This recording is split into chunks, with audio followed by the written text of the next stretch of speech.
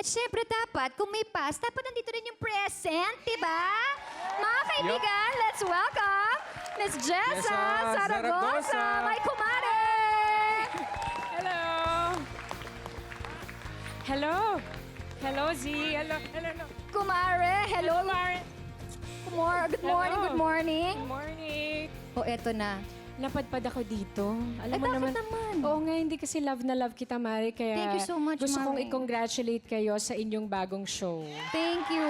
So- Wait, pero gusto ko malaman, Jess, I'm sure, hindi naman right away, nag-jive na kagad, tsaka naging okay kagad na magsama kayong tatlo, diba? Sa ngayon, wala na bang ganon? Ako? Actually, hindi lang naman si Rachel. Marami naman kasi talaga siyang ex.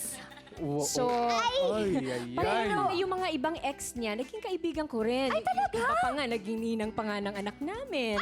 Can we not go to that Oo. subject? Ay, okay, Can we okay. just No, change but, the you know, subject? and Hindi, ako naman, sa akin, okay lang naman na maging kaibigan, magkaibigan sila or maging kaibigan ko. Oo. As long as yung ex, marunong naman magpugay sa kinauukulan. Oo, Di ba? tama naman. Ganun. Oo. So, Lang. quiz, wag ka na mahiya. At least okay ngayon dahil yung asawa mo, kaibigan yung mga ex mo. It's kind of weird, but Hindi naman ang mga... galing. Ha? Okay.